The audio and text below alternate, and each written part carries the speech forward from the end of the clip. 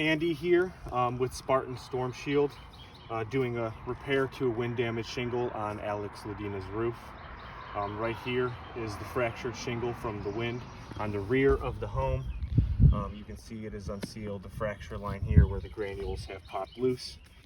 We will be identifying the butt joints, removing the 8 nails holding this damaged shingle in place. Then we'll be sliding out the damaged shingle, putting the new one in, and then re-nailing the shingle so that it can reseal properly and protect the home. I'll do my best to keep this short and sweet on this steeper slope. First thing I'm going to do is identify the butt joints. So I'm going to unseal this shingle here. So here's the butt joint. So it's going to be this tab, and this tab, getting close to the camera here. These 3. So these shingles need to be unsealed above.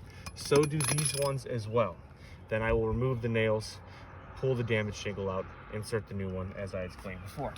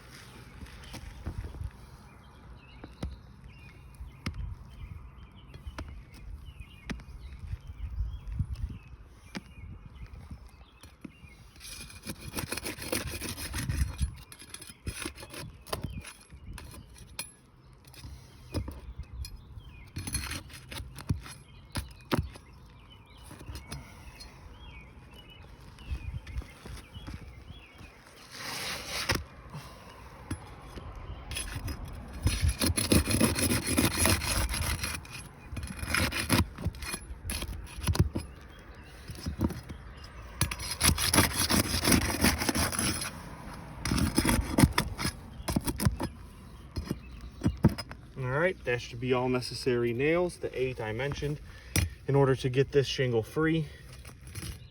Stay there. Damaged shingles removed.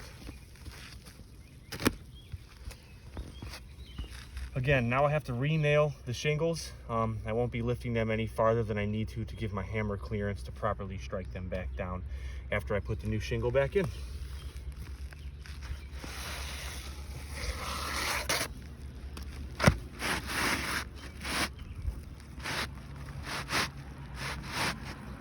So you want to line up the exposures, make sure the sealant strips are lined up so that everything can seal down properly.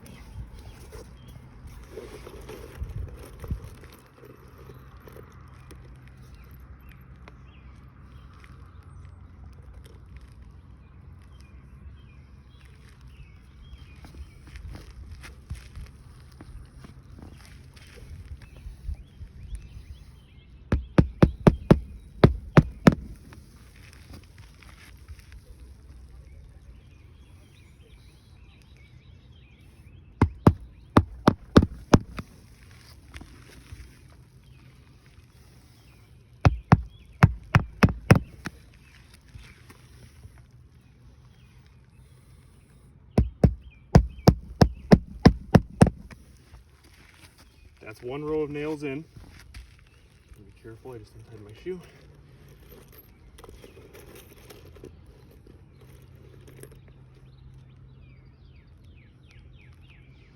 Four more to go.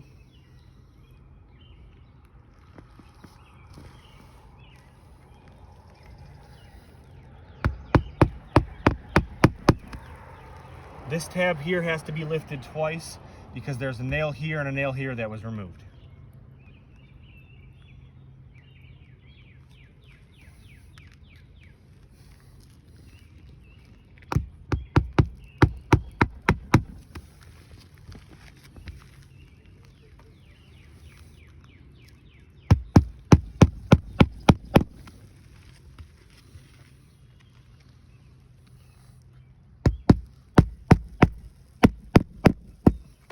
Again, all the nails are inserted.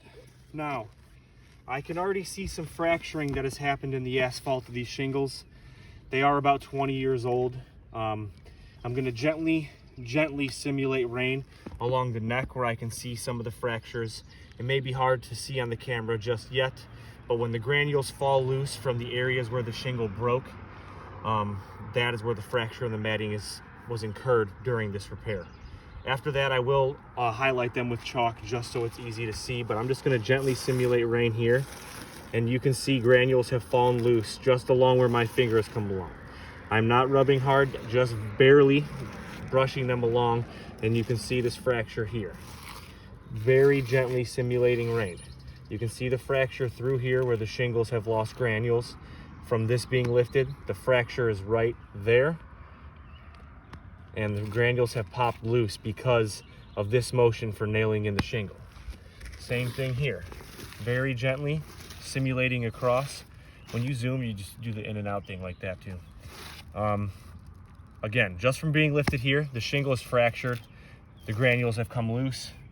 Same here along the neck.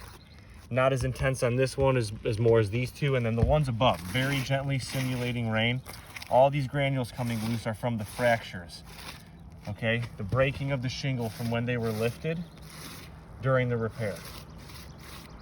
Right here, right through the shingle, right here, right here, right through the shingle, right there.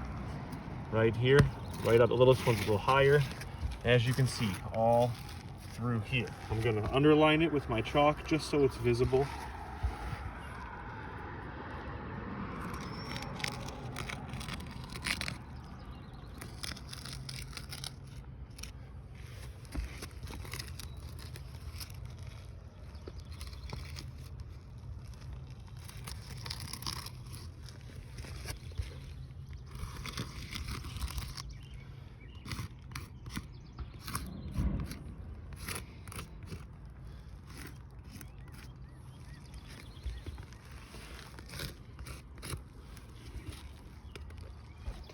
Now, you can see these fractures that have formed in the shingle here from them having to be lifted during the nail. I don't want to get my chalky fingers in there, but right here, these granules have popped loose, and you can see the spider web fractures that were incurred during the repair. You can see them here on this shingle, right here. Right here, through there is the fracture. Right here above this chalk line, my finger just follows that line right there. That is the fracturing that's happening during these repairs. This roof is not repairable.